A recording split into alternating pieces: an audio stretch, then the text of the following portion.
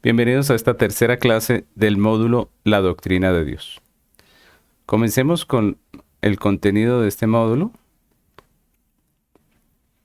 Recordemos que estamos estudiando este hermoso tema de la doctrina de Dios, que hace parte de la teología propia, y hemos ya avanzado por 2 clases. Hoy está la tercera. En la primera clase vimos el conocimiento de Dios, aprendimos cómo Dios es el ser supremo y no podemos estudiarlo a Él realmente. Lo que hacemos es estudiar su revelación. Lo segundo que vimos fue en la segunda clase en los nombres de Dios, el nombre de Dios. Vimos cómo, a pesar de que Dios se presenta con un solo nombre, también la Biblia nos habla de diferentes nombres de Dios que nos hablan un poco de quién es Él y de cómo es su actuar. Y hoy en la tercera clase vamos a estar tratando el tema de los atributos incomunicables de Dios, y en la cuarta hablaremos de los atributos comunicables de Dios. Quiero empezar con este texto de Jeremías capítulo 10, versículos 6 y 7, que dice: No hay semejante a ti, oh Jehová, grande eres tú y grande tu nombre en poderío. ¿Quién no te temerá, oh Rey de las naciones? Porque a ti es debido el temor, porque entre todos los sabios de las naciones y en todos sus reinos no hay semejante a ti.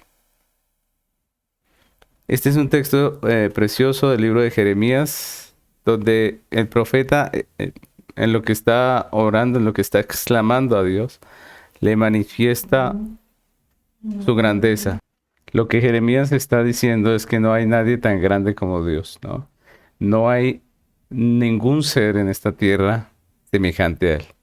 Y hoy vamos a hablar precisamente de los atributos. Hemos visto que Dios, por ser el creador, por ser el supremo, el superior, el ser superior, pues no podemos estudiarlo como si podemos estudiar la creación, por ejemplo. Pero también hemos visto que aunque no podemos estudiarlo a Él, lo que sí podemos es conocerlo a través de su revelación. Entonces, cuando queremos estudiar acerca de Dios, no podemos estudiarlo a Él, sino estudiamos lo que Él nos reveló. Dios se reveló en la historia de redención. Recordemos que hemos hablado que Dios se revela al hombre primero de una forma natural a través de la creación, pero segundo, de una manera sobrenatural a través de la Biblia, a través de la historia de redención. Entonces la Biblia nos habla de Dios y nos presenta a Dios no como un concepto abstracto, sino más bien la Biblia describe a Dios como el Dios vivo y verdadero, como un Dios que se relaciona con sus criaturas, como un Dios que se da a conocer. Y eso es maravilloso, porque eso nos permite conocer el ser de Dios. Y aparte de los nombres de Dios, que fue lo que estuvimos estudiando en la clase pasada, pues la Biblia también nos habla de los atributos de Dios. Y en este tema, la teología, en busca de comprender mejor este asunto de los atributos de Dios, pues lo ha dividido esos atributos en 2 clases: los comunicables y los incomunicables. Los incomunicables quiere decir que pertenecen solo a Dios, que Él nunca los ha comunicado o transferido a nosotros los hombres. Y por otra parte están los comunicables, que son los que Dios sí nos ha comunicado o transferido de alguna manera. Así es como lo encontramos en la teología, así es como lo hemos escuchado. Y aunque es algo muy común escuchar esto, en realidad no es una división que sea perfecta, ya que en realidad no es tan así como dividirlos en 2 partes y listo, sino que, como dijo uno de los teólogos que escribe más fuertemente acerca de este tema, que es Widen Grudem, él dijo: no hay atributo de Dios que sea completamente comunicable y no hay atributo de Dios que sea completamente incomunicable. ¿Qué quiere decir? Que aunque esa división es correcta, no es perfecta, porque tanto los comunicables en cierta forma también son incomunicables y los incomunicables también son comunicables. Entonces, siendo un poco más precisos, en cuanto a este tema, podemos decir que los atributos comunicables son los que Dios comparte más con nosotros, los que Él más comparte con nosotros. Y los incomunicables son los que Dios comparte menos con nosotros, los que más se reserva para sí mismo, ¿no? Entonces vamos hoy a comenzar hablando de los atributos incomunicables de Dios. Esos atributos que Dios nos comparte menos, ¿no? Entonces vamos a hablar de esos atributos incomunicables y pues espero que en esta clase podamos ver esos, vamos a hablar de 10 atributos incomunicables de Dios. Les quiero advertir que no son todos, es decir, no son todos los que están en la lista, pues digámoslo así, de atributos incomunicables, sino que hay muchos más atributos incomunicables de Dios. Pero pues estos son como los más, los que más destacan en medio de todos lo que hacemos con teología, en los estudios, y por eso quise traer estos 10, además porque pues el tiempo no nos daría para estudiarlos todos. Entonces vamos a hablar de algunos atributos incomunicables de Dios. Entonces comencemos con el primero de la lista que vamos a hacer. El primero es la simplicidad. Cuando hablamos de simplicidad divina, estamos diciendo que Dios es unidad perfecta, sin composición ni división. Esa es la clave de esta palabra simplicidad. Que Dios es unidad perfecta, sin composición ni división. La Biblia asegura en algunos textos, por ejemplo en Deuteronomio 6:4, habla acerca de que Dios es uno. Dice ese texto: oye Israel, Jehová nuestro Dios, Jehová uno es. Y lo que nos dice este atributo es que Dios no está compuesto por varias partes, ¿no? Dios no está compuesto por varias partes. Dios no tiene partes. Y en ese sentido es que decimos que Dios es uno y que Dios es simple, ¿sí? Nosotros siempre decimos, la sana doctrina habla de un solo Dios, ¿no? Cuando hablamos de la Trinidad decimos que es un solo Dios en tres personas. No hablamos de tres dioses, hablamos de un solo Dios en tres personas. Entonces, esto es importante porque no siempre la doctrina bíblica habla de un solo Dios. Ahora, esto de la simplicidad de Dios lo vemos en muchas partes de las Escrituras y es importante comprenderlo para nuestra correcta aplicación. Por ejemplo, Juan dice en 1 de Juan capítulo 4, versículo 8, dice: el que no ama no ha conocido a Dios, porque Dios es amor. Y ese es un texto claro donde nos dice que Dios es amor. Consideremos que el texto no dice que Dios tiene amor, sino que dice que Dios es amor. Pero la Biblia también dice en Hebreos capítulo 12, versículo 29, porque nuestro Dios es fuego consumidor. Otra vez notemos que no dice que Dios tiene fuego consumidor o que la ira de Dios es como fuego consumidor, sino que el texto dice que nuestro Dios es fuego consumidor. Obviamente se está refiriendo claramente a la ira de Dios, ¿no? De eso es que está hablando el texto bíblico, de la ira de Dios. Entonces muchos ven estos dos textos e imaginan que Dios como que está compuesto de varias porciones, ¿no? Así que concluyen que Dios tiene un porcentaje de amor, pero también tiene un porcentaje de ira, ¿no? Y cada quien como que usa su porcentaje. Entonces algunos piensan que Dios, por ejemplo, es 30% ira o justicia y 50% amor, ¿no? Y cada quien, por así decirlo, le atribuye el porcentaje que quiere a lo que le conviene. Entonces, cada quien ve a Dios como más de esto que de aquello. Pero este atributo lo que hace es aterrizarnos, lo que hace es mostrarnos y recordarnos que Dios es una unidad perfecta. No es un conjunto de componentes que se van sumando y que dan como resultado a Dios, sino que Dios es una unidad perfecta. Dicho de una manera como más clara para que entendamos mejor, Dios no contiene sus atributos. Dios no contiene sus atributos, sino que Él es sus atributos. Dios es sus atributos. Por ejemplo, aquí dice que Dios es amor. No, Él no tiene amor, dice que Él es amor. Entonces miren lo interesante porque estamos hablando de que Dios es uno, que Dios es una unidad perfecta. Dios no está compuesto de partes de amor, de misericordia, de justicia, sino que Dios es sus atributos, ¿no? Y ese entendimiento de este atributo de Dios es muy importante para nuestra práctica. Eso que acabamos de decir, que Dios no contiene sus atributos, sino que Él es sus atributos, es muy importante en nuestra práctica. Cuando hablamos de los atributos de Dios, estamos refiriéndonos no solo a cómo Él, a cómo es Dios, sino más bien que nos estamos refiriendo a quién es Dios o qué es Dios. Dios es amor. ¿Por qué? Porque sus atributos no se diferencian de su esencia. Así que lo correcto es pensar que Dios es 100% amor. Y cuando decimos que Dios es justo, que es fuego consumidor, pues también tenemos que ver que Él es 100% justicia. No es 50%, no es 30%. Dios es 100% justicia, 100% amor.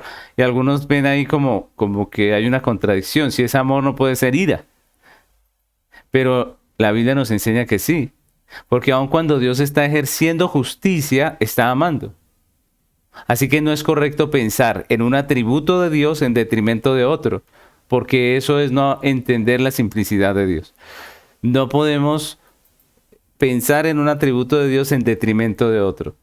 Por ejemplo, hay muchas personas que creen que Dios ahora es gracia y ya no es más ley. Pero eso es falso, porque la Biblia enseña que Dios es ley y Dios es gracia. Y lo uno no contradice a lo otro. Entonces es importante que nosotros comprendamos la simplicidad de Dios. Ese es el primer atributo. Y miren lo interesante que es este atributo de Dios. Todos los atributos que vamos a estar viendo son muy interesantes porque son de Él, son propios de Él. Y algunos son prácticamente incomprensibles en el sentido de que nosotros al no poseerlos pues no los podemos entender, ¿no? Podemos entender de una manera clara lo que dice la enseñanza, podemos entender conceptos, pero tal vez no podemos entender en la práctica muchas de estas cosas ya que nosotros carecemos de estos atributos. Entonces el primero es la simplicidad. El segundo atributo que vamos a estar viendo hoy es la inmutabilidad. Es decir, Dios es inmutable. Y esta palabra inmutabilidad significa que algo no permite ni acepta cambios ni modificaciones. Eso es inmutable. Que no permite ni acepta cambios ni modificaciones. Inmutable es algo que no puede ser cambiado de ninguna manera. Por eso cuando decimos que Dios es inmutable, estamos afirmando que Dios no está sujeto a ningún tipo de cambio o de alteración. Dios sigue siendo el mismo. Y la inmutabilidad de Dios comprende todos sus atributos, todos sus planes, todas sus promesas, la totalidad de su voluntad. Él no cambia en ninguno de esos aspectos, ni en sus atributos, ni en sus planes, ni en sus promesas. Él sigue siendo el mismo. Y eso es algo maravilloso y lo encontramos en la Biblia. Por ejemplo, miren Números capítulo 23, versículo 19 que dice: Dios no es hombre para que mienta, ni hijo de hombre para que se arrepienta. Él dijo y no hará, habló y no ejecutará. Ese es un texto muy claro, ¿cierto? Dios habló y va a ejecutar. Son preguntas retóricas que obviamente tienen la respuesta de que Él sí lo va a hacer, ¿cierto? Si Él lo habló, obviamente que lo va a ejecutar, ¿cierto? No hay forma que la naturaleza de Dios cambie. Su esencia siempre ha sido y siempre será exactamente la misma. El Salmo 90, versículo 2 dice: Antes que naciesen los montes y formases la tierra y el mundo, desde el siglo y hasta el siglo, tú eres Dios. Él siempre ha sido el mismo, eternamente ha sido el mismo. Dios no cambia y eso para nosotros implica dos cosas que son muy interesantes. Por una parte, nos habla de la confianza que podemos tener en Dios, la confianza que podemos tener en su palabra, en su pacto, en sus decretos, en sus promesas. Podemos confiar de que todas estas cosas van a permanecer firmes, de que lo que Él ha dicho lo cumplirá, que lo que Él empezó con un propósito lo terminará porque Él cumplirá su propósito. Dios no cambia y eso para nosotros es maravilloso porque nos da confianza. Eso por una parte, ¿no? Dice Malaquías, por ejemplo, Malaquías capítulo 3, versículo 6, dice, porque yo Jehová no cambio, por eso, hijos de Jacob, no habéis sido consumidos.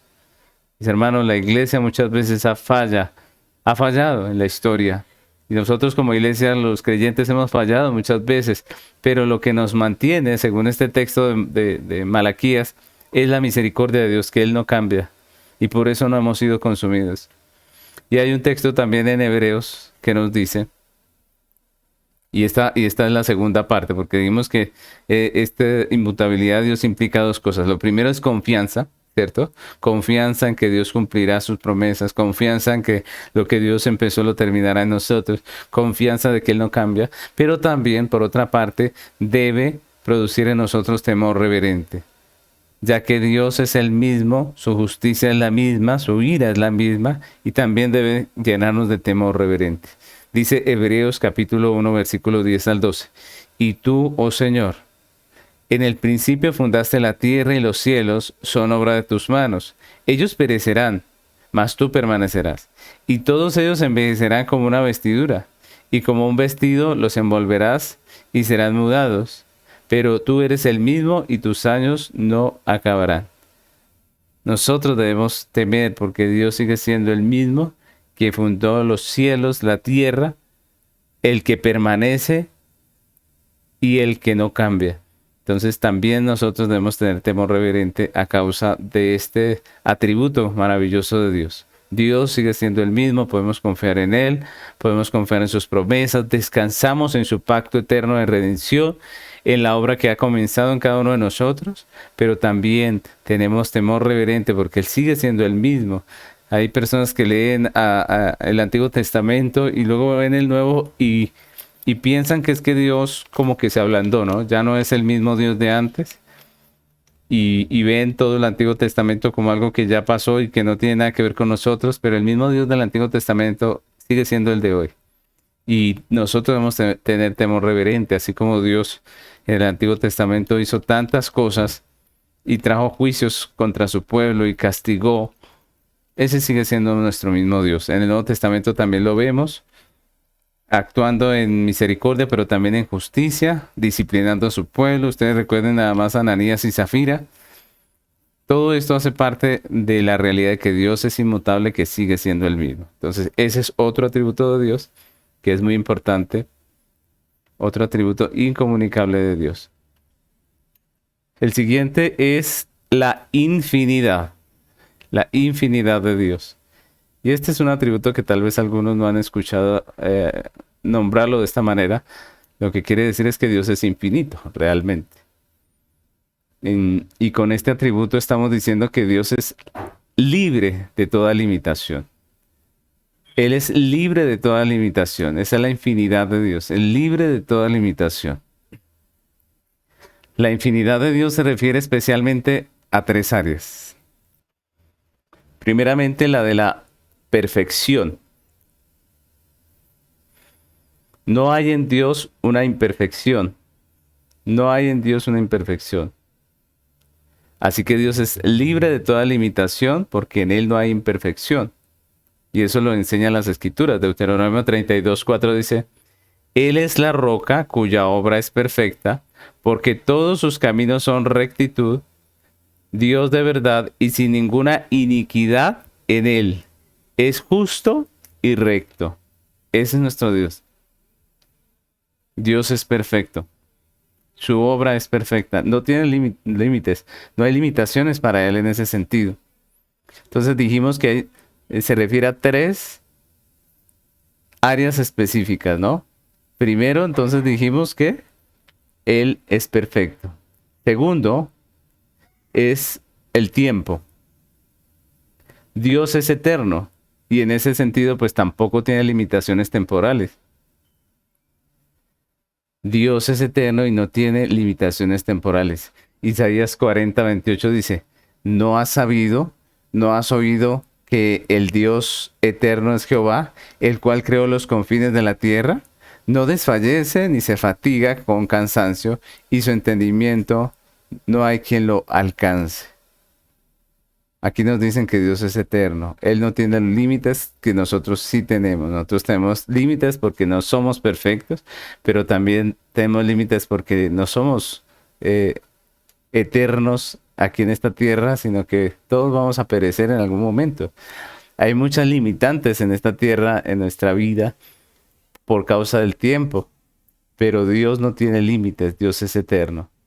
La tercera es el asunto del espacio. Dios también es un Dios que no tiene limitaciones en cuanto al espacio. Dios está en todo lugar y no está restringido ningún espacio para él. Y en ese sentido también Dios es infinito. Jeremías 23:24 dice, ¿se ocultará alguno, dice Jehová, en escondrijos que yo no lo vea? ¿No lleno yo, dice Jehová, el cielo y la tierra? Claramente Dios está diciendo que para él no hay límites de espacio. El hombre se puede esconder donde quiera, pero Dios allá lo encuentra porque él no tiene límites de espacio. Y esto nos recuerda a la historia de Jonás, que no quería acudir al llamado que Dios le había hecho. Y lo que hace Jonás es tranquilamente ir en sentido contrario a donde Dios le había dicho. Pero Dios de allá, de donde estaba, lo trae de una forma milagrosa y lo trae de una forma que es un poco asombrosa, ¿no? Y lo pone donde Él quiere porque para Dios no hay límites de espacio. Y en todas estas áreas, tanto el área de la perfección como el tiempo y del espacio, pues Dios es infinito. Y eso es la infinidad de Dios. Él no puede ser medido, no puede ser limitado, no puede ser restringido en extensión o en duración de tiempo, porque Él es Dios. Y a eso nos referimos con la infinidad de Dios. Ese es otro atributo incomunicable de Dios. Vamos a ver el cuarto atributo incomunicable de Dios, que es la omnipotencia. Y de este hemos escuchado un poco más. Yo creo que todos hemos oído hablar de la omnipotencia de Dios. Esto quiere decir que Dios puede llevar a cabo cualquier cosa que Él desee. Dios puede llevar a cabo cualquier cosa que Él desee. El Salmo 33, del 9 al 11 dice, porque Él dijo y fue hecho. Él mandó y existió. Jehová hace nulo el consejo de las naciones y frustra las maquinaciones de los pueblos. El consejo de Jehová permanece para siempre, los pensamientos de su corazón por todas las generaciones.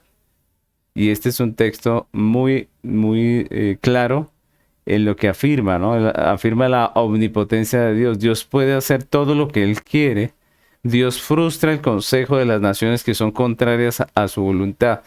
Él puede hacer lo que Él quiere. No hay nadie que lo detenga. Él tiene el poder, ¿no? Y eso es maravilloso. Estamos diciendo que Dios tiene todo el poder. Dios puede hacer que se cumpla todo aquello que a Él le agrada. Todo lo que dicta en su sabiduría infinita, todo lo que la pureza de su voluntad determine, eso lo puede hacer. Y lo hace. La Biblia dice que Él lo hace. Él hace lo que Él quiere. Y eso es algo maravilloso en nuestro Dios. Y en ese sentido, como decíamos hace un momento en el punto 3, el hombre tiene muchas limitantes. Hay muchas cosas que nosotros tal vez quisiéramos hacer, pero que no podemos. Estamos limitados porque no podemos, no lo podemos hacer todo. Pero Dios no, Dios ha determinado, Dios ha decretado, y no solo ha decretado todas las cosas con su sabiduría, sino que también tiene el poder para ejecutarlas y las ejecuta en el tiempo. Dios es el que las ejecuta. Así que tenemos un Dios para el cual no hay imposible. Tenemos un Dios que puede actuar incluso en las circunstancias más contrarias. Y eso lo vemos en las Escrituras. En muchos casos la Biblia está llena de ejemplos del actuar de Dios en tiempos y en situaciones donde las cosas eran imposibles. ¿Y por qué? Porque Dios pudo hacer algo, porque para Él no hay cosa imposible. Él es omnipotente. Isaías 46, 9 y 10 dice, acordaos de las cosas pasadas desde los tiempos antiguos, porque yo soy Dios y no hay otro Dios, y nada hay semejante a mí, que anuncio lo por venir desde el principio y desde la antigüedad lo que aún no era hecho, que digo, mi consejo permanecerá y haré todo lo que quiero. Ese es nuestro Dios. Dios no tiene limitantes y esto es importante porque hoy en día hay muchas personas, muchos creyentes que se les ha enseñado que prácticamente Dios está limitado por muchas cosas, ¿no? Que Dios no puede hacer muchas cosas. Y esto es totalmente erróneo. Hay personas que hacen ver como que si la iglesia no hace determinada acción, pues Dios no puede y se le frustran los planes. Pero eso no es lo que la Biblia dice. La Biblia dice que Dios hará todo lo que Él quiere. ¿Por qué? Porque Él es todopoderoso.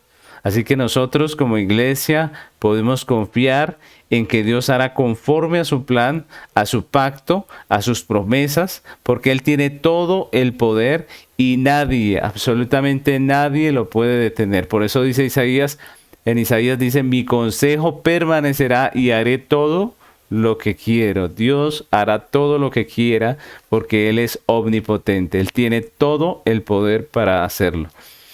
Y ese es un atributo de Dios. Ese es un atributo que pertenece a Él.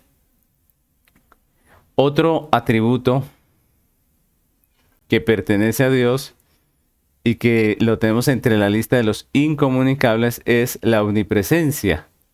Dios es omnipresente. Perdóneme. Dios es, sí, omnipresente. Y cuando hablamos de la omnipresencia de Dios, estamos hablando de que Dios es el que únicamente puede estar en todo lugar a la vez, ¿no? Dios puede estar en todo lugar a la vez. Únicamente Él puede estar en todo lugar a la vez. Y eso es maravilloso.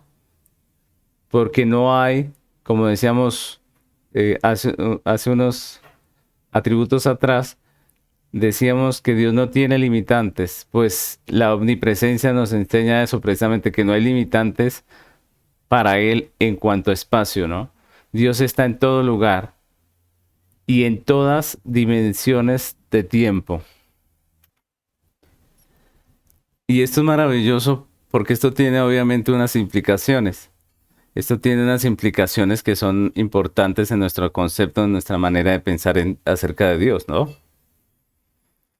¿Cuáles son esas implicaciones? Pues que nada existe en el universo fuera de la presencia de Dios. Nada existe en el universo fuera de la presencia de Dios. Todo está ante su presencia. Dice el Salmo 139, versículo 7 al 12. Dice, ¿a dónde me iré de tu espíritu? ¿Y a dónde huiré de tu presencia? Si subiera a los cielos, allí estás tú. Y si en el Seol hiciere mi estrado, he aquí, allí tú estás. Si tomare las alas del alba y habitare en el extremo del mar, aún allí me guiará tu mano y me asirá tu diestra. Si dijeres, ciertamente las tinieblas me encubrirán, aún la noche resplandecerá alrededor de mí. Aún las tinieblas no encubren de ti y la noche resplandece como el día. Lo mismo te son las tinieblas que la luz. El salmista lo tenía muy claro. Él dijo, no puedo huir de ti. En donde quiera que yo vaya, allí estás. Incluso en el Seol, dice el texto. Es decir, no había lugar donde Dios no estuviese, porque el salmista entendía la omnipresencia de Dios. Así que eso implica que todas las personas, que todo el tiempo, que todos los lugares están delante de la presencia de Dios. Pero también implica que constantemente estamos nosotros como personas ante su presencia y que en realidad nadie puede hacer algo en lo oculto, porque realmente nadie está oculto a los ojos de Dios. Por ejemplo, nadie peca sin ser visto, porque Dios está en todo lugar. Constantemente, Él es testigo presencial de todos nuestros actos, testigo presencial incluso de nuestros pecados. Es Dios, porque Dios está en todo lugar.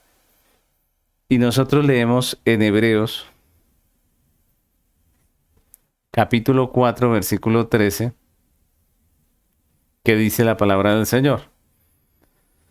Y no hay cosa creada que no sea manifestada en su presencia, antes bien, todas las cosas están desnudas y abiertas ante los ojos de aquel a quien tenemos que dar cuentas. Todo está abierto ante su presencia. Él está en todo lugar y todo está delante de su presencia. Y eso es muy claro en las Escrituras. Entonces, ese es el atributo de la omnipresencia de Dios. Dios está en todo lugar. Dios no tiene límite de espacio. Él está en todo lugar, omnipresencia. Ahora vamos a ver otro de esos atributos, el sexto. Y este atributo es la omnisciencia. Y este atributo nos dice que Dios tiene un conocimiento perfecto. Dios tiene un conocimiento perfecto. Eso quiere decir que Dios no aprende. Él ya lo sabe todo. Él conoce todas las cosas que existen y todas las cosas que podrían existir. Absolutamente todas. Dios no puede crecer entonces en conocimiento. No puede crecer en entendimiento o en sabiduría porque Dios ya lo sabe todo. Y nosotros tenemos que renovar nuestra mente en ese sentido en cuanto al conocimiento de Dios. Porque algunas veces los cristianos oran, los cristianos piensan en Dios como si Él tuviese alguna limitante de ciencia, de conocimiento, como si Dios no lo supiera todo. Y nosotros debemos orar, debemos actuar, vivir conscientes de que Dios es omnisciente y que lo sabe absolutamente todo, que Él es superior a nosotros, que Él sí entiende lo que nosotros no entendemos, que el consejo de Él es el que es sabio. Pero nosotros a veces actuamos como si nosotros fuéramos más sabios que Dios y eso es una necedad. Dice Isaías 40, versículo 13 y 14. ¿Quién enseñó al Espíritu de Jehová o le aconsejó enseñándole? ¿A quién pidió consejo para ser avisado? ¿Quién le enseñó el camino del juicio? ¿O le enseñó ciencia o le mostró la senda de la prudencia? Y de nuevo aquí vemos en este texto que se hacen preguntas retóricas para las que la respuesta es nadie, ¿cierto? ¿Quién enseñó el Espíritu de Jehová? Pues nadie, ¿cierto? ¿Quién le aconsejó? Nadie. ¿Quién le enseñó? Nadie. ¿A quién le pidió consejo Dios? Pues a nadie. Él es el sabio, Él es el ser supremo, Él nos creó a todos. Y eso es importante. Nosotros no sabemos más que Dios. Por eso nosotros debemos descansar en la sabiduría de Dios. Y esto desmiente la posición dispensacional que argumenta que a medida que Dios se relaciona con el hombre, pues como que va aprendiendo y va cambiando, ¿no? Entonces el dispensacionalismo tiene varios tiempos en los cuales Dios prácticamente cambió, como si Dios hubiese aprendido la lección y entonces cambió algunas cosas. Pero eso sería decir que Dios no es omnisciente, que no es perfecto, y eso sería contrario a lo que dice la Escritura. Estas personas piensan que Dios, el Dios del Antiguo Testamento, es diferente al del Nuevo. Que el Dios del Antiguo Testamento aprendió y en el Nuevo Testamento es diferente porque aprendió la lección del Antiguo. Pero eso es algo falso y es algo que es totalmente contrario a lo que la Biblia nos enseña. Porque Dios no está aprendiendo absolutamente nada. Dios es perfectamente sabio y el mismo Dios del Antiguo Testamento es el mismo Dios del Nuevo Testamento. Dios no corrigió nada en el Antiguo Testamento, en el Nuevo Testamento, perdónenme. Dios no cambió nada en el Nuevo Testamento. Todo lo contrario, si nosotros hacemos un buen estudio de las Escrituras, nos damos cuenta que el Nuevo Testamento es el cumplimiento del Antiguo Testamento. Dios no corrigió nada en el Nuevo, sino que cumplió todo lo que en el Antiguo Testamento era una promesa. Y esto también quiere decir que Dios sabe todas las cosas respecto a nosotros. Y en este sentido debemos ser nosotros sinceros delante de Dios. Esto tiene que cambiar nuestra manera incluso de orar. Porque debemos orar como quien sabe que Dios nos conoce completamente. Primera de Crónicas 28, 9. Primera de Crónicas 28, 9 dice, y tú, Salomón, hijo mío, reconoce al Dios de tu padre y sírvele con corazón perfecto y con ánimo voluntario, porque Jehová escudriña los corazones de todos y entiende todo intento de los pensamientos. Si tú le buscares, lo hallarás, mas si lo dejares, él te desechará para siempre. Miren esa palabra tan clara, tan fuerte, pero que nos recuerda esta preciosa verdad de la omnisciencia de Dios. Dios conoce nuestros corazones. Cuando vivimos, cuando estamos haciendo lo que hacemos diariamente, pues Dios, estamos delante de Dios y Dios nos conoce claramente. Por eso es una necedad orar a Dios, tratando de disimular nuestra realidad. Nosotros tenemos que ser muy sinceros con todo el mundo, pero mucho más con Dios, que lo sabe todo y lo conoce todo. ¿A quién tratamos de engañar? ¿Al Dios que lo sabe todo, que tiene toda la ciencia, todo el conocimiento? Sería necio. Al Dios omnipresente que nos vio, que nos eh, puede ver en todo lugar donde estemos, que conoce nuestro corazón, nuestros pensamientos, nuestros sentimientos, nuestras emociones. Debemos ser muy sinceros y como le aconseja David a su hijo, nosotros debemos servirle con corazón perfecto, con ánimo voluntario, porque Dios sabe lo que nosotros tenemos en el corazón. Y otra cosa que es importante aclarar con respecto a este tema de la omnisciencia es acerca de la presencia de Dios. Ese es un tema que hace parte de la omnisciencia y que en la Biblia vemos que ese tema de la omnisciencia de Dios quiere decir que Dios conoce el futuro. Pero Dios conoce el futuro, ¿por qué? No porque lo haya visto de antemano. O sea, algunos piensan que como Dios vio que íbamos a ser buenos, entonces nos eligió. Pero eso no es correcto delante de Dios pensarlo así, porque la Biblia nos enseña que Dios no conoce el futuro como si fuera algo que Él no dominara, que Él no manejara, sino que Dios conoce el futuro porque Él lo decretó, porque Él lo planeó. Eso es lo que la Biblia nos enseña. De ahí tenemos la predestinación, por ejemplo. De ahí tenemos el tema de la predestinación. Hay predestinación porque Dios predestinó, como dice la Escritura.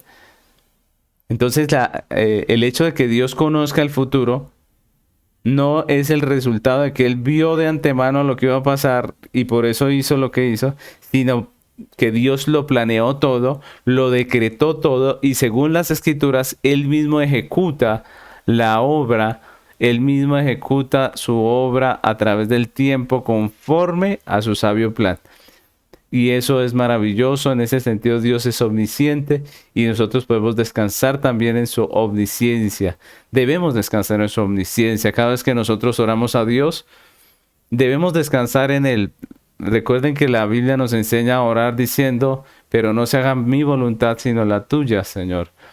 Y esa oración es muy importante porque estamos diciendo que Dios sabe más que nosotros descansamos en la sabiduría de Dios, que nosotros dependemos de la sabiduría de Dios, que reconocemos que nosotros no sabemos nada, pero que Dios lo sabe todo. Así que nosotros debemos descansar en la omnisciencia de Dios. Oramos y dejamos en Dios y en su soberana voluntad la respuesta a nuestra oración. A veces es afirmativa, a veces es negativa y a veces nos pone a esperar. Pero sea cual sea la respuesta de Dios, es una respuesta sabia porque Dios es omnisciente, porque Él sí sabe y nosotros ignoramos muchas cosas y muchas cosas solo las comprenderemos en la eternidad, aquí no. Entonces nosotros debemos descansar en la omnisciencia de Dios. Otro atributo del cual también se habla mucho en las Escrituras es de la autoexistencia de Dios, la autoexistencia de Dios. Este es otro atributo que Dios no comunica, incomunicable, ¿cierto? Y es de su autoexistencia, solamente Dios es autoexistente. Este atributo nos habla de que Dios no depende de algo para su existencia. Dios es el ser infinito que siempre ha existido. Es decir, Dios no tiene causa ni origen fuera de sí mismo. Recordemos que esto lo hemos visto un poco cuando hablamos de Dios, en los nombres de Dios, ¿no? Dice el Salmo 92, dice, antes que naciesen los montes y formases la tierra y el mundo, desde el siglo y hasta el siglo tú eres Dios. Dios ha sido siempre, Dios no empezó a ser, ha existido siempre. Y si ustedes recuerdan la clase pasada, esta idea es la que encontramos expresada en el nombre de Dios Jehová. Yo soy el que soy, ¿recuerdan? Ese nombre nos dice precisamente esta verdad, la autoexistencia de Dios. Recordemos que en Éxodo, capítulo 3, versículos 13 y 14 dice, dijo Moisés a Dios, he aquí que llego yo a los hijos de Israel y les digo, el Dios de vuestros padres me ha enviado a vosotros. Si ellos me preguntaren cuál es su nombre, ¿qué les responderé? Y respondió Dios a Moisés, yo soy el que soy. Y dijo, así dirás a los hijos de Israel, yo soy, me ha enviado a vosotros. Recordemos que aprendimos que Dios tiene en sí mismo la causa de su existencia. Y sigue existiendo sin depender absolutamente de nada y de nadie. Que a Él no lo creó nadie, que Él no lo hizo nadie. Y por eso Él puede decir, yo soy. De eso se trata la autoexistencia de Dios. Y recordemos también lo que dice Apocalipsis 1:8 en el Nuevo Testamento. Son palabras del Señor Jesucristo. Dice, yo soy el alfa y la omega, el principio y el fin. Dice el Señor, el que es y el que era y el que ha de venir, el Todopoderoso. Y esa expresión, el alfa y la omega, el principio y el fin, nos habla precisamente de la autoexistencia de Dios. Él es el Señor. Y nosotros debemos reconocerlo como el único Dios verdadero. Pasamos al octavo atributo de Dios, incomunicable, que es la autosuficiencia de Dios. La autosuficiencia. ¿Qué significa este atributo? La autosuficiencia significa que Dios no tiene necesidades de nada ni de nadie fuera de sí mismo y por lo tanto no depende de nadie. Dios no depende de nadie. ¿Por qué? Porque Él no tiene necesidad de nada ni de nadie. El Salmo 102, versículos 24 al 27 dice, dije, Dios mío, no me cortes en la mitad de mis días. Por generación de generaciones son tus años.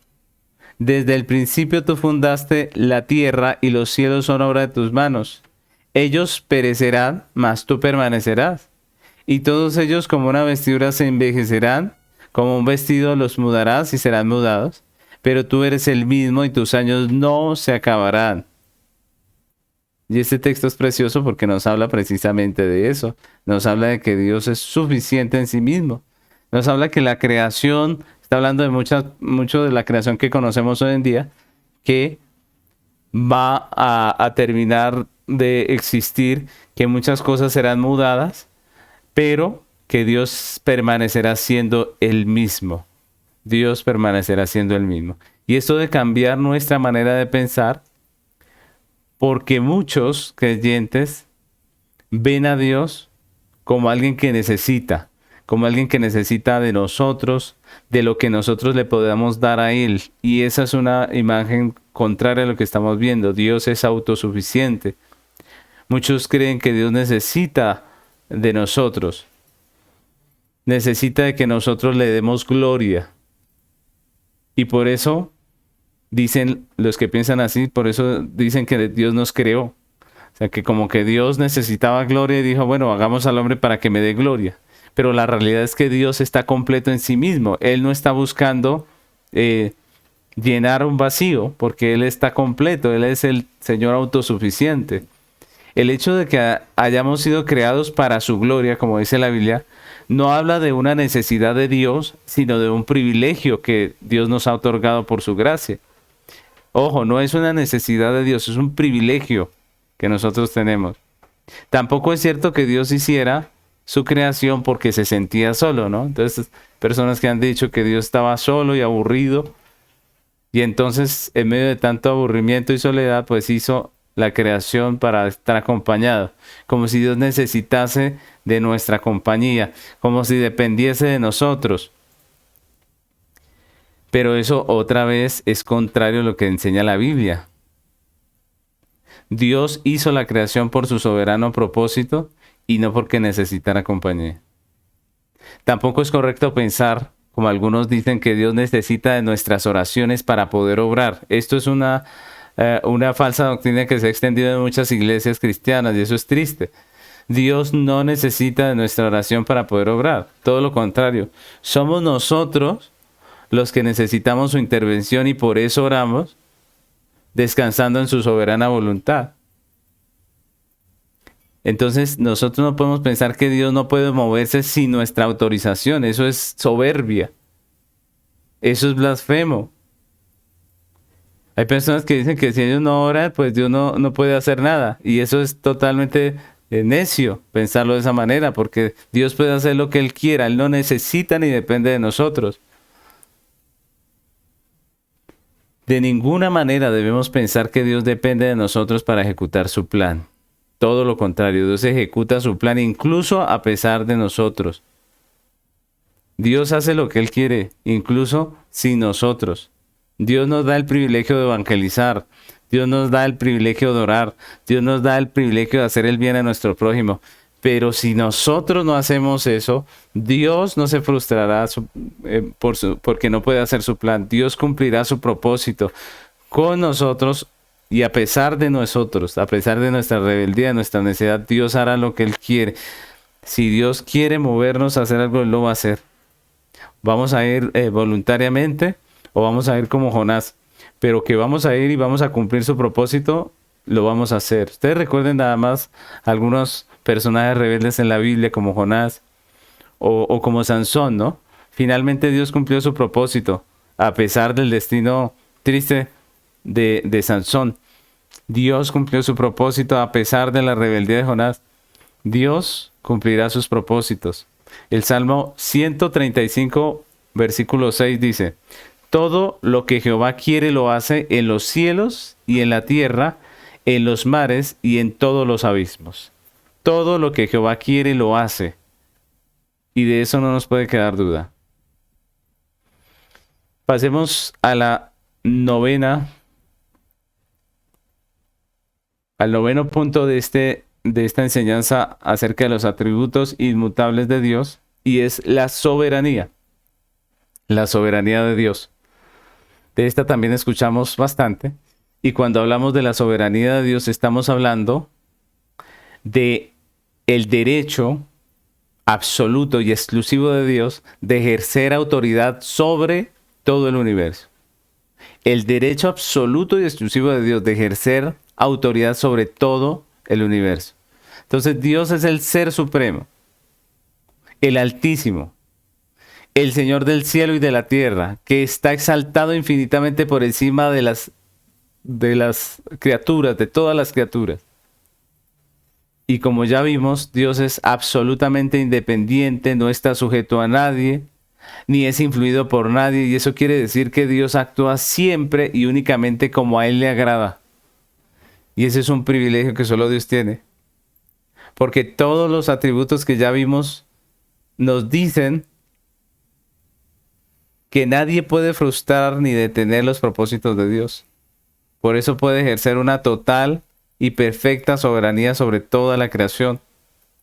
Y Daniel 4, versículo 35 dice: todos los habitantes de la tierra son considerados como nada, y Él hace según su voluntad en el ejército del cielo y en los habitantes de la tierra, y no hay quien detenga su mano y le diga: ¿qué haces? Y recordemos que estas son palabras de un rey, del rey de la potencia del mundo en ese tiempo, que era el rey Nabucodonosor. Y aquí nos recuerda un poco lo que decíamos al principio de los atributos incomunicables de Dios, que tienen algo de comunicables. ¿En qué sentido, por ejemplo, hablando de la soberanía de Dios, en qué sentido nosotros como seres humanos vemos que Dios comunica algo de su autoridad soberana? En el sentido de que Él también dio autoridades a los hombres.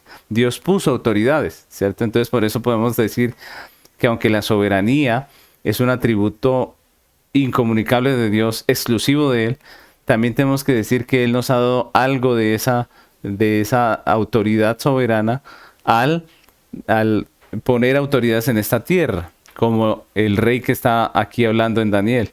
Pero ese rey está aceptando que sobre todas las autoridades está el Dios de los cielos.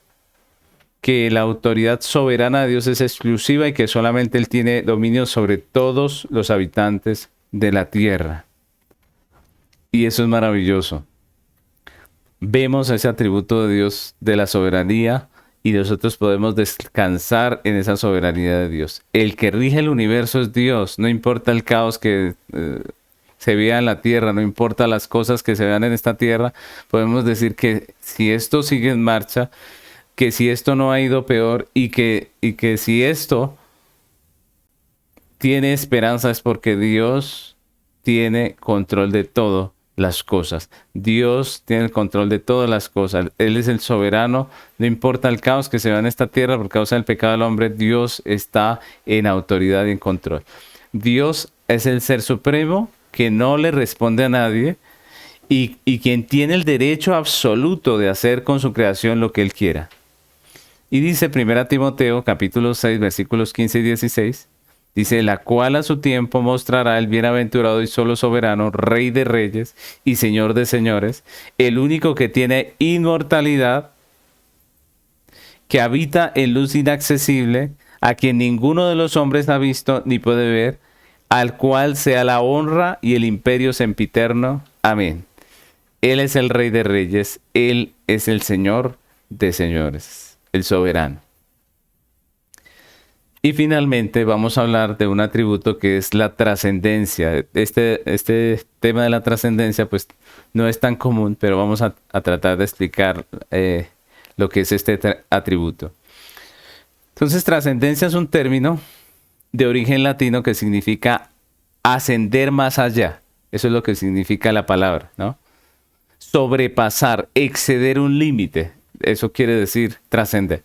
Y cuando hablamos de la trascendencia de Dios, pues estamos diciendo que Dios va más allá de su creación, es distinto de su creación, no es parte de ella, Él es el creador, por eso Él va más allá. La creación no tiene los límites de la creación, sino que Él es el creador, Él va más allá, Él es trascendente. Dios, el creador, el dueño y el Señor de todo, está por encima de toda su creación. Y no solo eso, Él es el que la sustenta, el que la dirige según sus propósitos eternos. Entonces estamos diciendo que Dios es mucho más grande que su creación y no depende de su creación. Dios es trascendente. A eso se refiere esta palabra trascendencia. Y pues tenemos muchos textos en las Escrituras, pero vamos a hablar de dos. Primero veamos segunda de Crónicas 2:6, que dice más. ¿Quién será capaz de edificarle casa, siendo que los cielos y los cielos de los cielos no pueden contenerlo? ¿Quién pues soy yo para que le edifique casa, sino tan solo para quemar incienso delante de él? Miren estas palabras, porque el que escribe allí, obviamente, está hablando del templo. El que escribe allí es Salomón y está hablando del templo. Y lo que él está confesando es que obviamente ese templo que él iba a crear no era un templo que pudiese contener a Dios, porque Dios trasciende la creación. Dios es mucho más grande que la creación. Y es a eso a lo que se refiere cuando dice que los cielos y los cielos de los cielos no pueden contenerlo. La idea de meter a Dios en una casita, en un edificio, por más grande que sea, pues es ridícula, porque Dios trasciende su creación. Y es lo que está diciendo Salomón. Él dice, yo hago una casa solo para quemar incienso delante de él, porque realmente no hay una casa que lo pueda contener. Y esto es interesante. Imagínense ustedes en esta clase cómo nuestra manera de pensar en Dios cambia, ¿no? Estamos viendo un Dios tan grande, tan maravilloso, tan majestuoso, que trasciende su creación. Nada de lo que hemos visto en esta tierra siquiera se parece a Él. Él es inmensamente grande, maravilloso, glorioso. Y esto implica que Dios no está sujeto a ninguna forma. Él no está sujeto a ninguna parte de su creación. Él no está sujeto a lo que ha creado. Dios no está limitado por las cosas que Él diseñó. Y Dios no depende en ningún sentido de lo que Él ha hecho.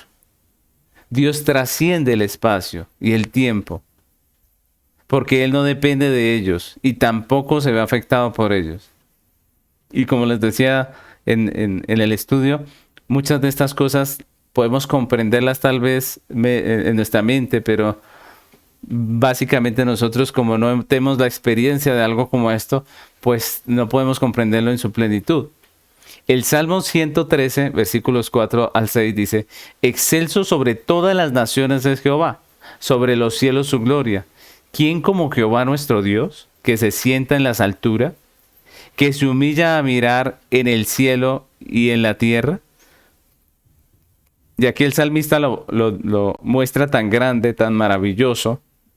Aquí el salmista muestra a Dios en su grandeza, en su trascendencia, tan maravilloso, que sencillamente Él dice que Dios, cuando mira la tierra, cuando mira los cielos, cuando Él nos ve a nosotros, su creación, lo que está haciendo es humillarse. Él se humilla a mirar en el cielo y en la tierra, porque su grandeza, su majestuosidad, lo grande de Él, su trascendencia es tan alta que mirar esta pequeña creación es humillarse. Y eso es maravilloso. Y esto de la trascendencia implica algunas cosas. Implica en primer lugar que la razón de todo lo que existe no es el hombre. A veces nosotros pensamos en nosotros mismos como lo más grande de la creación, como lo más importante. Muchas de nuestras oraciones se basan solamente en nosotros. Y hay personas que ni siquiera dedican tiempo a adorar a Dios porque están encerrados en su mente de que lo importante es el hombre. Y el humanismo se ha encargado de exaltar y exaltar al hombre, incluso sobre Dios. Pero la realidad es que el que verdaderamente es trascendente es Dios. El que realmente trasciende todo es Dios. El realmente importante. Nosotros vivimos para la gloria de Dios. Y el hombre sin Dios no tiene valor, no tiene propósito realmente. Otra implicación importante es que el entendimiento humano jamás podrá comprender en su totalidad a Dios, porque Él trasciende la creación. No podemos entender. Hay muchas cosas que no entendemos de la creación, que de pronto estudiando llegaremos a comprender. Pero ¿qué diremos del Creador, del que formó todas estas cosas? Hay muchas cosas que no entenderemos de Dios y no estamos llamados a entenderlo todo. Estamos llamados a creer en Él, confiar en su gracia infinita. Así que mis hermanos, este estudio de los atributos incomunicables de Dios es maravilloso, es precioso, pero por el día de hoy hemos acabado, así que con la ayuda de Dios nos veremos en la próxima clase donde estaremos hablando de los atributos comunicables de Dios. Bendiciones.